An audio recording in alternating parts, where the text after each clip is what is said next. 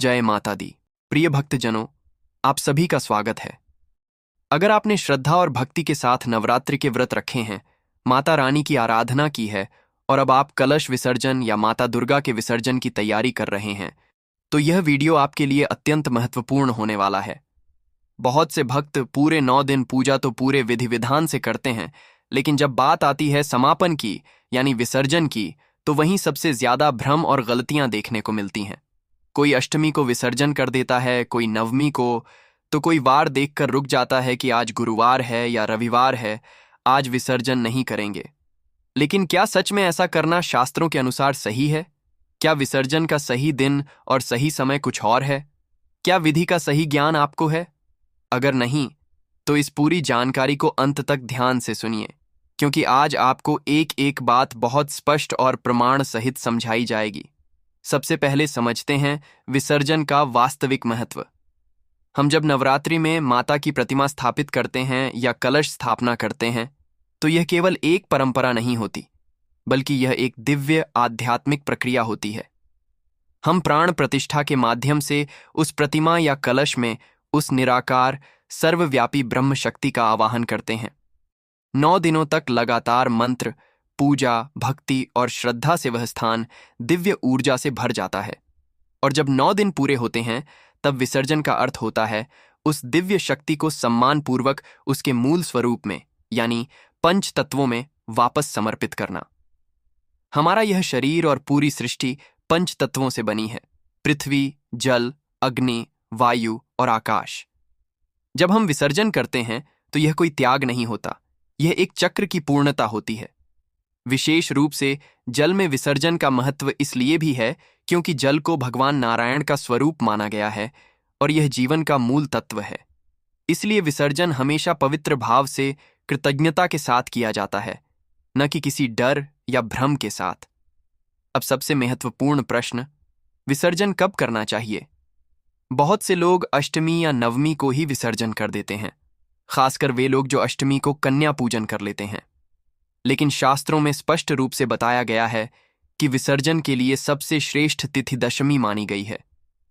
यह वही तिथि है जब माता दुर्गा ने महिषासुर का वध किया और अपने लोक को वापस प्रस्थान किया। इसीलिए इस दिन को विजयादशमी भी कहा जाता है, यानी विजय का दिन। धार्मिक ग्रंथों में भी इसका प्रमाण मिलता है। कालिका पुराण में कहा गया है कि अपराह्ने दशम्यां तु देव्याः समापनम कार्यम, अर्थात दशमी तिथि के अपराह्न काल में देवी का विसर्जन करना चाहिए।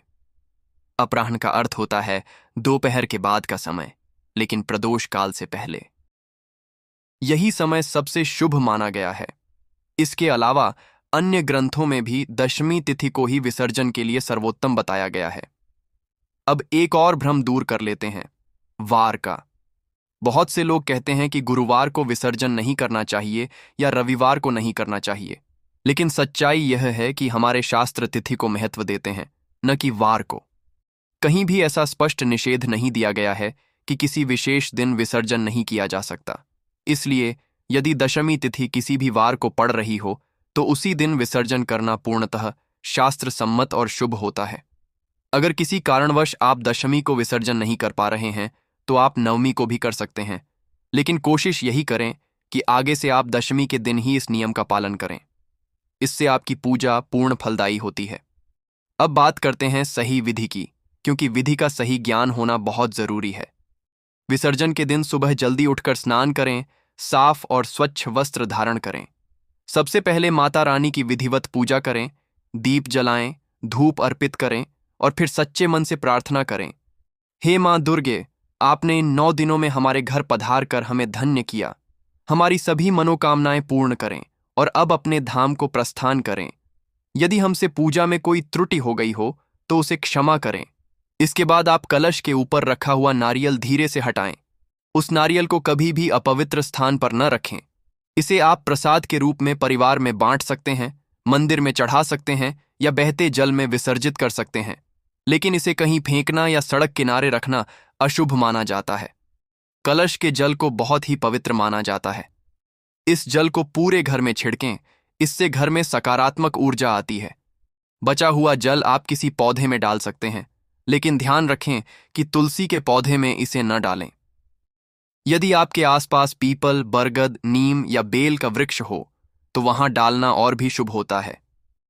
कलश के अंदर यदि आपने सिक्का या कोई रत्न रखा है तो उसे निकाल लें और बाकी सामग्री का विसर्जन कर दें। ज्वारे यदि आपने उगाए हैं तो उन्हें गाय को खिला सकते हैं या किसी पवित्र स्थान पर मिट्टी में दबा सकते हैं। घर में गमले में भी इन्हें दबाना एक अच्छा विकल्प है। मिट्टी के बर्तन, दीपक आदि को आप सीधे फेंकने की बजाय उनका पुनः उपयोग करें, जैसे पक्षियों के लिए पानी रखना, भोजन रखना आदि। यह पुण्य का कार्य भी माना जाता है और पर्यावरण की दृष्टि से भी सही है। अब आगे की महत्वपूर्ण बातें और कन्या पूजन की संपूर्ण विधि हम अगले भाग में जानेंगे, इसलिए वीडियो को यहीं तक न छोड़ें। प्रिय भक्तों, आगे बढ़ते हैं और अब जानते हैं विसर्जन से जुड़ी बाकी महत्वपूर्ण बातें जो अक्सर लोग नजरअंदाज कर देते हैं, लेकिन वास्तव में वही आपकी पूजा को पूर्ण बनाती हैं। साथ ही हम विस्तार से समझेंगे कन्या पूजन की सही विधि, क्योंकि बिना इसके नवरात्र की साधना अधूरी मानी जाती है। सबसे पहले बात करते हैं माता की चौकी और प्रतिमा की। विसर्जन के समय माता की प्रतिमा को आप आदर पूर्वक अपने घर के मंदिर में वापस स्थापित कर सकते हैं, यदि वह स्थायी प्रतिमा है। अगर आपने मिट्टी की प्रतिमा स्थापित की थी तो उसका विसर्जन जल में करना उचित होता है, लेकिन आज के समय में पर्यावरण को ध्यान में रखते हुए आप घर में ही एक पात्र या गमले में भी उसका विसर्जन कर सकते हैं।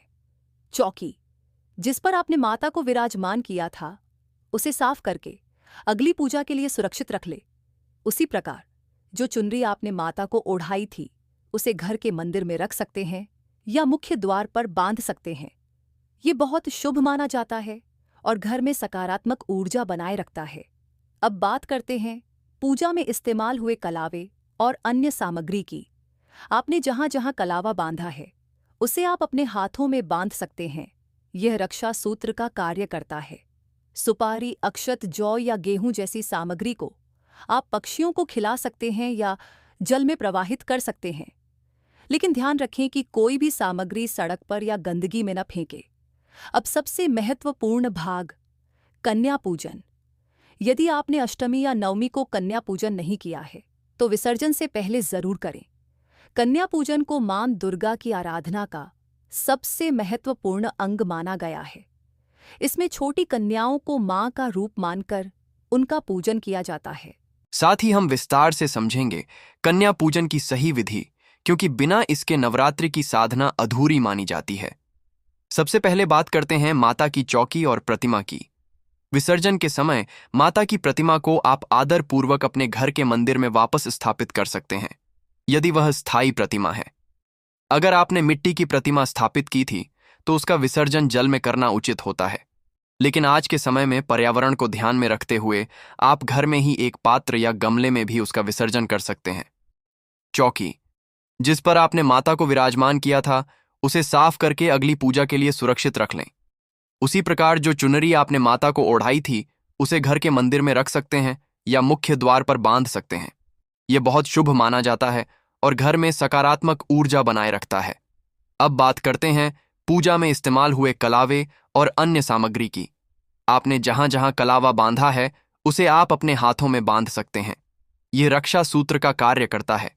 सुपारी, अक्षत, जौ या गेहूं जैसी सामग्री को आप पक्षियों को खिला सकते हैं या जल में प्रवाहित कर सकते हैं, लेकिन ध्यान रखें कि कोई भी सामग्री सड़क पर या गंदगी में न फेंके।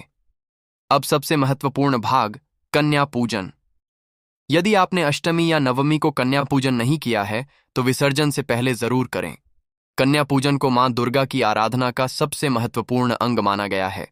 इसमें छोटी कन्याओं को मां का रूप मानकर उनका पूजन किया जाता है। कन्या पूजन करते समय सबसे पहले कन्याओं को आदरपूर्वक अपने घर बुलाएं, उनके पैर धोएं, उन्हें आसन पर बैठाएं, उनके माथे पर तिलक लगाएं और हाथों में कलावा बांधें। इसके बाद उन्हें प्रसाद दें, जैसे हलवा, पूरी और चने। यह पारंपरिक प्रसाद है और बहुत शुभ माना जाता है। ध्यान रखें कि पहले कन्याओं को प्रसाद दिया जाता है, उसके बाद ही उन्हें भोजन कराया जाता है। भोजन सात्विक होना चाहिए और पूरी श्रद्धा के साथ परोसा जाना चाहिए। कन्याओं के साथ एक छोटे बालक को भी बैठाया जाता है, जिसे बटुक भैरव का रूप माना जाता है। उसका पूजन भी उतना ही आवश्यक है जब कन्याएं भोजन कर लें तो उन्हें दक्षिणा और उपहार दें। यह आपकी श्रद्धा और सामर्थ्य के अनुसार होना चाहिए। कोई भी कंजूसी नहीं करनी चाहिए, क्योंकि यह दान नहीं बल्कि माता को अर्पण है। जाते समय हर कन्या के हाथ में एक फल जरूर दें और उनके चरण स्पर्श करके आशीर्वाद लें। उन्हें कभी भी खाली हाथ विदा न करें। अब एक और जरूरी बात, अगर आपने माता को श्रृंगार सामग्री अर्पित की है, जैसे चूड़ी, बिंदी, सिंदूर, मेहंदी आदि, तो उसे किसी जरूरतमंद सुहागन महिला को दान कर सकते हैं। इससे मां का आशीर्वाद प्राप्त होता है। कुंवारी कन्याएं भी इसमें से कुछ सामग्री अपने लिए आशीर्वाद स्वरूप रख सकती हैं। अंत में सबसे महत्वपूर्ण बात, पर्यावरण का ध्यान। विसर्जन करते समय कभी भी प्लास्टिक या ऐसी चीजें जल में न डालें जो उसे दूषित करें। अगर नदी, तालाब या पवित्र स्थान उपलब्ध न हो तो घर में ही गमले में मिट्टी डालकर विसर्जन करें। यह पूरी तरह से शास्त्र सम्मत है और आज के समय में सबसे उत्तम उपाय भी। कभी भी पूजा सामग्री को सड़क किनारे या कूड़े में न डालें। ऐसा करने से पुण्य की जगह दोष लगता है। विसर्जन एक पवित्र प्रक्रिया है, इसे पूरी श्रद्धा, नियम और समझदारी के साथ करें। तो भक्तों, इस प्रकार आप बहुत ही सरल और सही तरीके से कलश विसर्जन, माता विसर्जन और कन्या पूजन कर सकते हैं। अगर आपने इन सभी बातों का ध्यान रखा तो आपकी नवरात्रि की पूजा पूर्ण फलदायी होगी और माता रानी की कृपा सदैव आपके परिवार पर बनी रहेगी। अगर आपको यह जानकारी उपयोगी लगी हो तो इसे अपने परिवार और दोस्तों के साथ जरूर साझा करें, ताकि वे भी सही विधि से पूजन कर सकें। वीडियो को लाइक करें, चैनल को सब्सक्राइब करें और कमेंट में लिखें, जय माता दी। माता रानी आप सभी की मनोकामनाएं पूर्ण करें। जय माता दी।